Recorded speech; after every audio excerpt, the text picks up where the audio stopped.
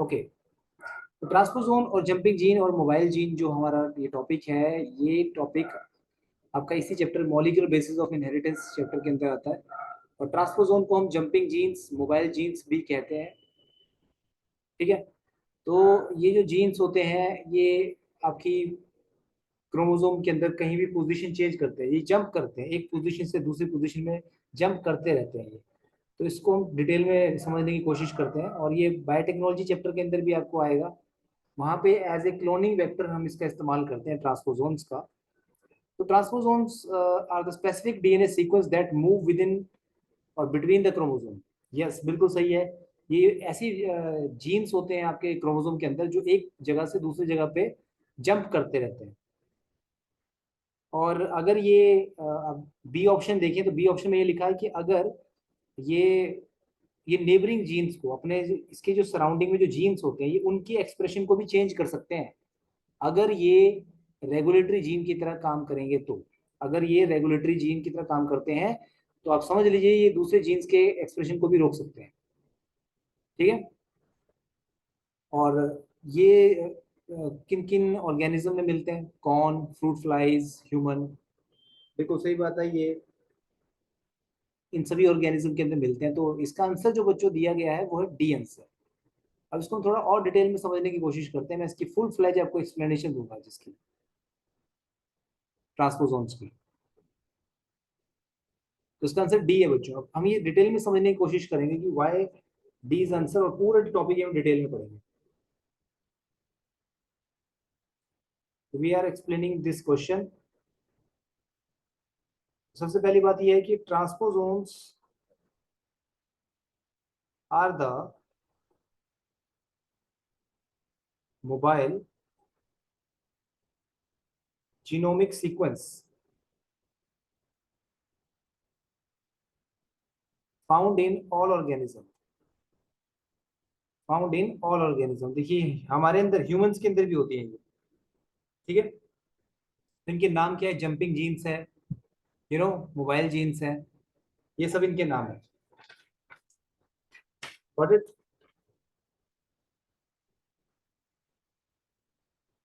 ये ऐसी gene sequence होती है, it is the DNA sequence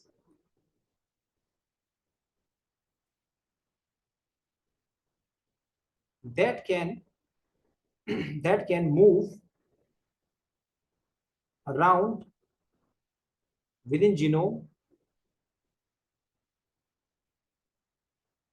causing mutation and changing the amount of DNA in genome. क्योंकि ये जंप मार के किसी दूसरे सीक्वेंस की तरफ चले जाते हैं, तो ये हमारे जीनोम को इंक्रीज भी कर सकते हैं और डिक्रीज भी कर सकते हैं, क्योंकि ये लगातार अपनी पोजीशन को चेंज करते रहते हैं। ठीक है,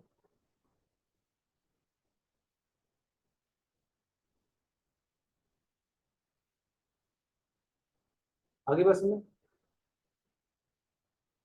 सो दिस कॉजिंग द, कई बार ये क्रोमोसोमल फ्यूजन भी कॉज करते हैं, डिलीशन भी कर सकते हैं। आपने म्यूटेशन के अंदर पढ़ा हुआ है कि डिलीशन भी करते हैं, इन्वर्जन कर सकते हैं, इन्वर्जन भी म्यूटेशन का पार्ट था, आपको याद होगा। ठीक है,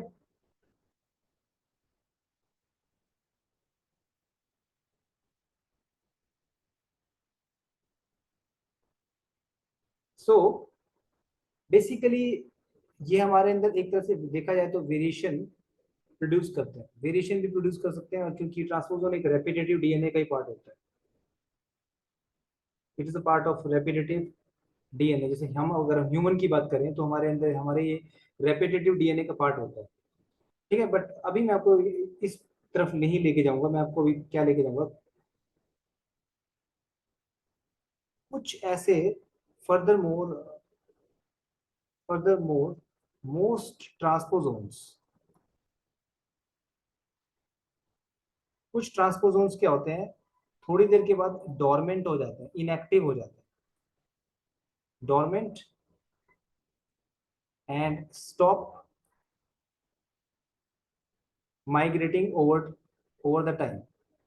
मतलब वो जंप करना बंद कर देता है कुछ समय के बाद, ऐसा देखा गया है। कुछ ट्रांसपोजोन्स मूव करना बंद कर देंगे, ऐसा भी होता है ट्रांसपोजोन में। और it is found in both prokaryotic and eukaryotic organisms, दोनों में ये मिलते हैं। तो सबसे पहले अगर हम प्रोकैरियोट की बात करें, तो प्रोकैरियोट में मैं सिर्फ आपको नाम बताने वाला हूँ ट्रांसपोजोन्स के, जंपिंग जीन्स के। Transposons in prokaryote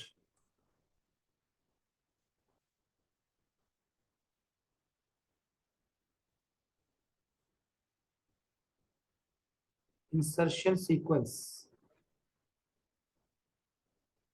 IS element, ये ट्रांसपोजोन का नाम है। ई कोलाई बैक्टीरिया के अंदर ये मिलता है आपको। और दूसरी ट्रांसपोजोन जीन का नाम है प्रोकैरियोटिक ट्रांसपोजोन एलिमेंट। ये बैक्टीरिया में मिलने वाले ट्रांसपोजोन एलिमेंट है, ठीक है। जिसकी नीट लेवल में आपको डिटेल में जाने की जरूरत नहीं, बट आपको ये समझाना था हमने कि भी ट्रांसपोजोन हर और लिविंग ऑर्गेनिज्म के अंदर मिलता है। ये प्रोकैरियोट में भी मिलता है, यूकैरियोट में मिलता है। तो मैंने आपको एग्जांपल देना था कि प्रोकैरियोट में मिलता है तो उनका नाम क्या होता है, उन सीक्वेंस का नाम क्या होता है, मैंने आपको नाम बता दिया। देख लिया आपने?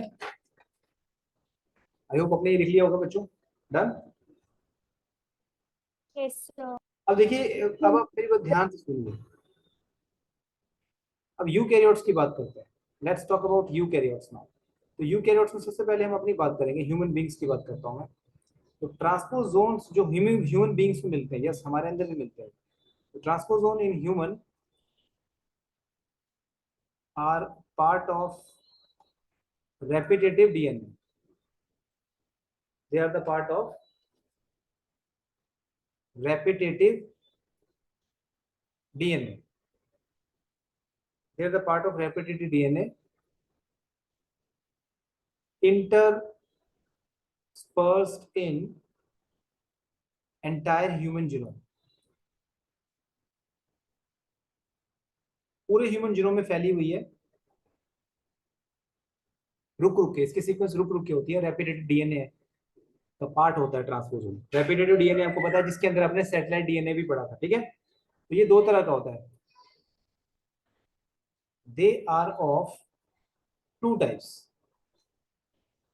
ये दो तरह का होता है।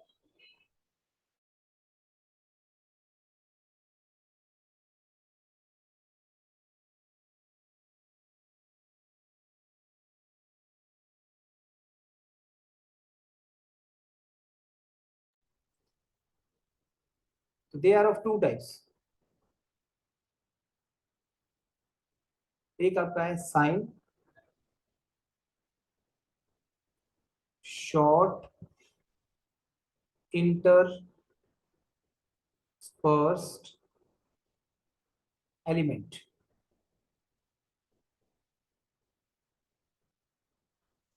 ये साइन सीक्वेंस जो होती है बच्चों, ये 300 बेस पर लॉन्ग होती है।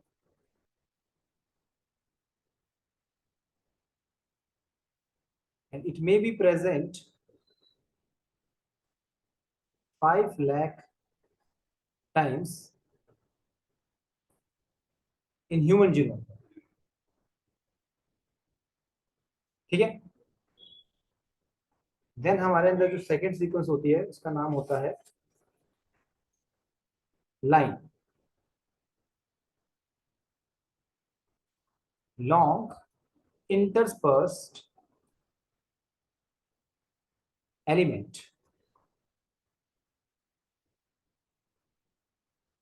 और इसकी जो लेंथ होती है it is 6400 base pair long,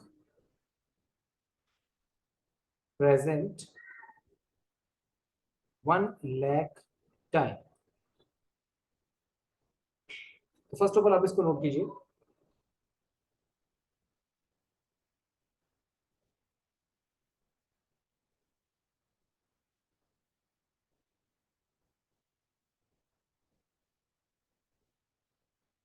note कर लिया आपने?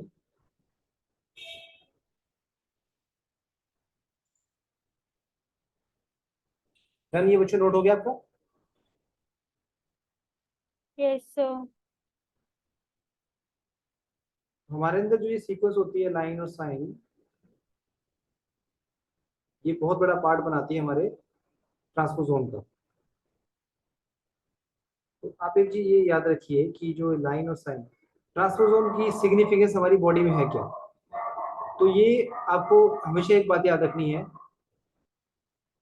ये जो ट्रांसपोजोन सीक्वेंस होती है हमारी बॉडी में भी और बाकी किसी भी ऑर्गेनिज्म की बॉडी के अंदर, इनकी सिग्निफिकेंस क्या होती है, इनकी इंपॉर्टेंस क्या होती है, what are their function.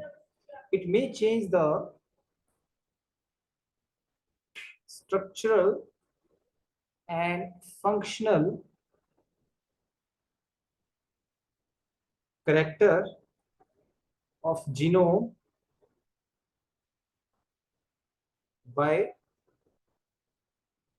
changing their position in genome।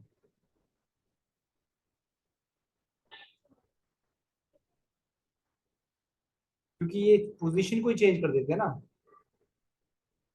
Position में चेंज आने से चेंज आता है स्ट्रक्चर में और फंक्शन में।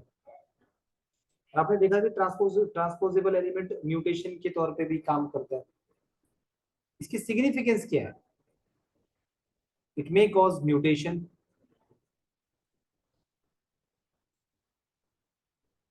यूजफुल वे में भी ये मतलब पॉजिटिव कंट्रीब्यूशन होता है इनका इवोल्यूशन में, पॉजिटिव कंट्रीब्यूशन इन इवोल्यूशन। दूसरी बात, आगे चल के आप बायोटेक्नोलॉजी में पढ़ोगे, they are used as cloning vector, they can be used as cloning vector. बच्चों अभी क्लोनिंग वेक्टर क्या होता है आपको पता चल जाएगा जब बायोटेक्नोलॉजी में पढ़ोगे, तो आपको वहां पे आएगा आपको ये, तो they can be used as a cloning vector. Okay, तो ये हमारा जो है, ये ह्यूमन जीनोम, हमारे ह्यूमन के अंदर, हमारे ह्यूमन जीनोम के अंदर ट्रांसपोसोम मिलता है। आई बस में तो आप क्योंकि ह्यूमन जीनोम प्रोजेक्ट पढ़ रहे थे तो आपको ये पढ़ना जरूरी था। आई बात समझ में बच्चों?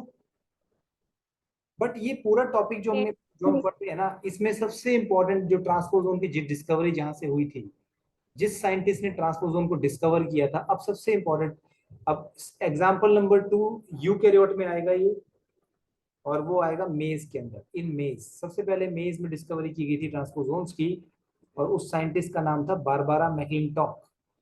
It is very very important, जो कि प्रीवियस ईयर के एग्जाम्स में भी आ चुका है question, very very important.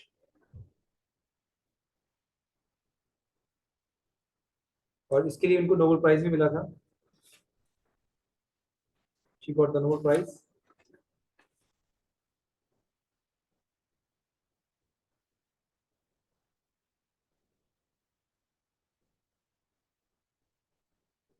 She discovered the transposon in maize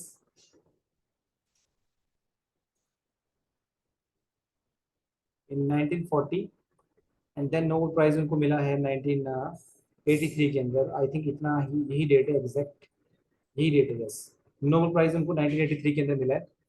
तो अब इन्होंने इसमें देखा क्या, कैसे डिस्कवर किया इसको, ये मैं आपको बताता हूँ। How she discover the transposon in the मेज।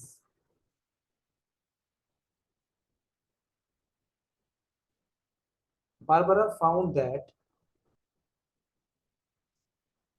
DS and ACG in chromosome number 9, maize का जो क्रोमोसोम नंबर 9 है बच्चों, in chromosome number 9 of maize are mobile. उसने देखा कि ये जो एसी और डीसी डीएस सीक्वेंस है आर मोबाइल है। मोबाइल मतलब ये ट्रांसपोजोन है, ये दोनों सीक्वेंस ट्रांसपोजोन सीक्वेंस है बच्चों। ये अपनी पोजीशन को चेंज कर रही है and moved to different chromosomal location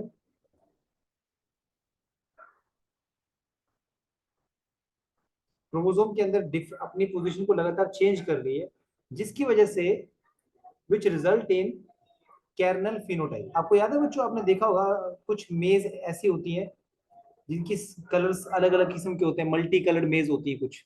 एक ही मेज के अंदर, जैसे आपने नॉर्मली मेज को देखा होगा तो मेज के जो दाने होते हैं वो येलो कलर के होते हैं सारे, बट कई बार आपने देखा होगा मेज मल्टी कलर्ड की प्रोड्यूस होती है कई बार, देखा होगा आप लोगों ने, होता है ना ऐसा।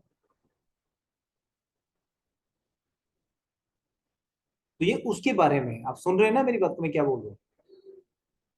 Yes sir. Yes, sir.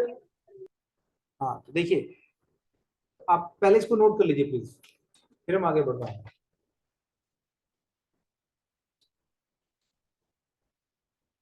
Sir done.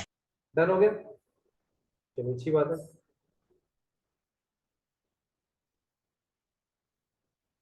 Then अब देखिए कैसे उन्होंने डिस्कवर किया था, आपको ये देखना है।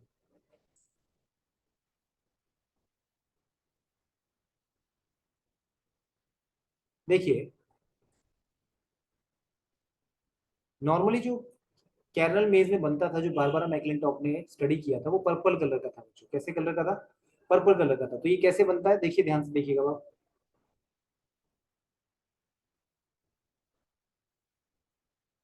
आपको एक बात यार ध्यान में रखनी है,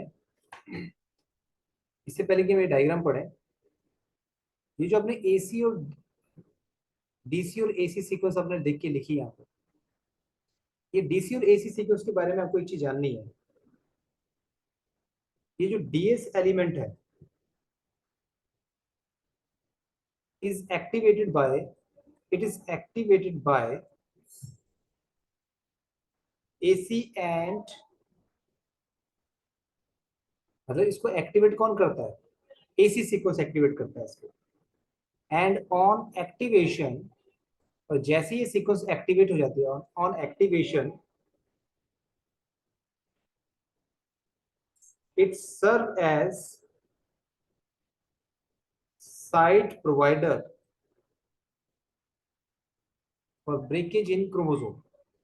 और जैसे ही सीक्वेंस एक्टिवेट हो जाती है तो इस सीक्वेंस के अंदर, डीसी सीक्वेंस के अंदर, डीसी एलिमेंट के सीक्वेंस के अंदर एक ब्रेकेज प्रोड्यूस होती है।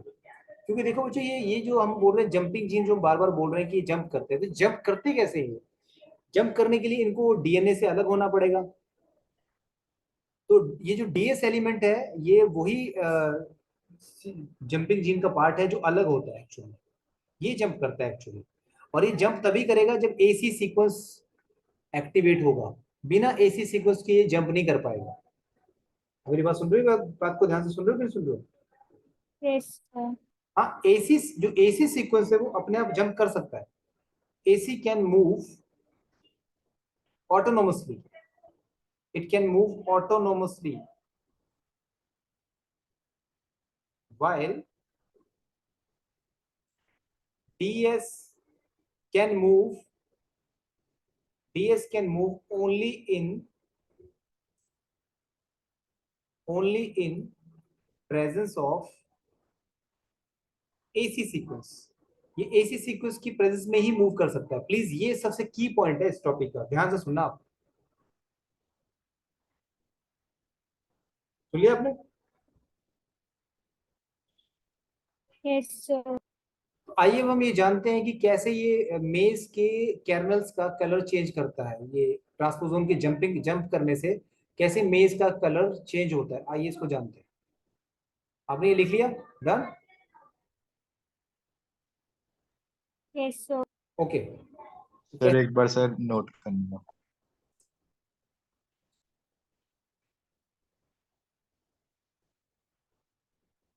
स्पीड और एक्यूरेसी दोनों का ख्याल रखें आप। चलिए, डन हो गया।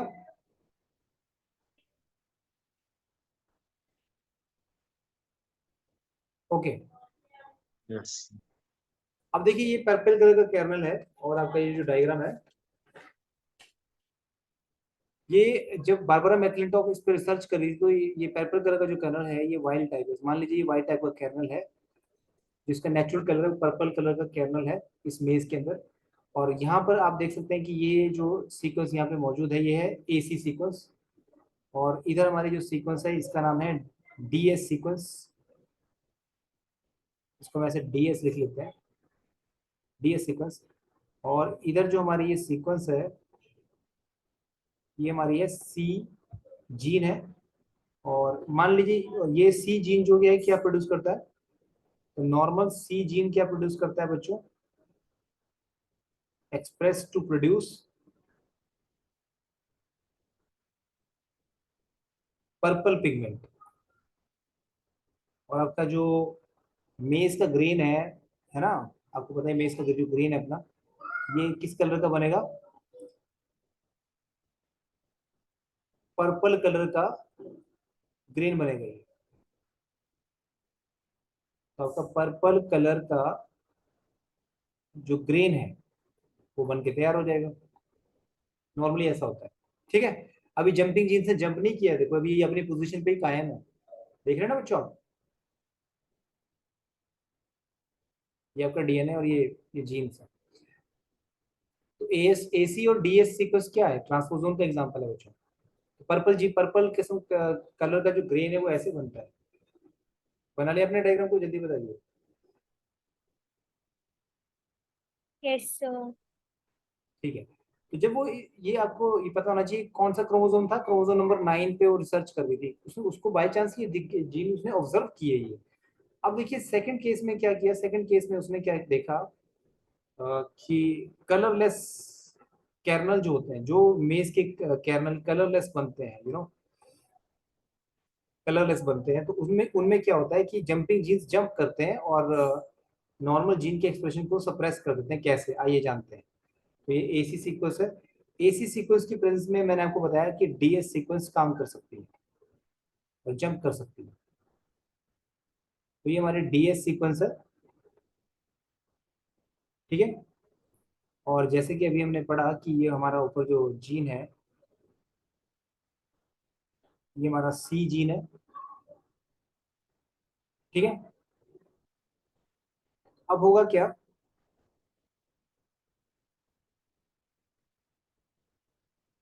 हमारा ये जो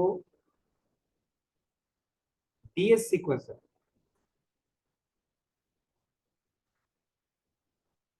AC के ऑर्डर के थ्रू ये जो DS सीक्वेंस है ये जंप कर जाएगी C के ऊपर, C जीन के ऊपर। ये जो हमारा C जीन है इसके ऊपर ये सीक्वेंस जंप कर जाएगी ऐसे, देखिए कर गई ये DS सीक्वेंस जंप, बताइए। और फिर Yes. इसने इस C जीन को म्यूटेट कर दिया, देखो मतलब अब ये C जीन क्या हो चुका है, डिसरप्टेड हो चुका है, डिसरप्टेड C जीन। जो डिसरप्टेड C जीन है उसको हम स्मॉल c से लिखेंगे, मतलब इसमें म्यूटेशन हो चुकी है। अब ये C जीन एक्सप्रेस नहीं कर सकता और पर्पल कलर नहीं बना सकता, तो जो मेज का यहाँ पे ग्रेन बनेगा वो ये कलरलेस होगा बच्चों, कलरलेस कैरमल बनेगा इसका। क्योंकि जो C जीन पर्पल कलर बनाता था उसको आपने इनिबिट कर दिया, म्यूटेट कर दिया। कैसे म्यूटेट कर दिया, ये जो ट्रांसपोजोन है ये इसने जंप मार के अपनी इस पोजीशन से जंप मार के कहाँ चला गया, ये C जीन के ऊपर चला गया। देखो अब पता चला कि उसको जंपिंग जीन क्यों कह रहे हैं। और इसने इस नॉर्मल जीन के काम को रोक दिया। ये नॉर्मल C जीन क्या करता था, पर्पल कलर का पिगमेंट बनाता था। गॉट इट, बोलिए। yes sir, ओके, उसके बाद थर्ड कंडीशन देखिए। अब कुछ आपने देखे होंगे मेज के कैरनल जिनमें क्या होता है, normally they are colourless but उनमें स्पॉट्स होते हैं, पर्पल कलर के स्पॉट्स होते हैं कुछ कैरनल्स के अंदर।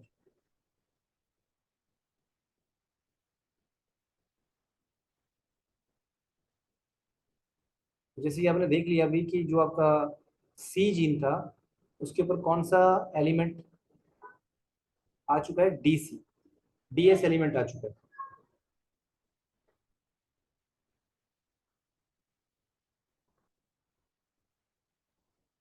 तो आपका ये जो एक्टिवेटेड डीएस एलिमेंट है, एक्टिवेटेड डीएस एलिमेंट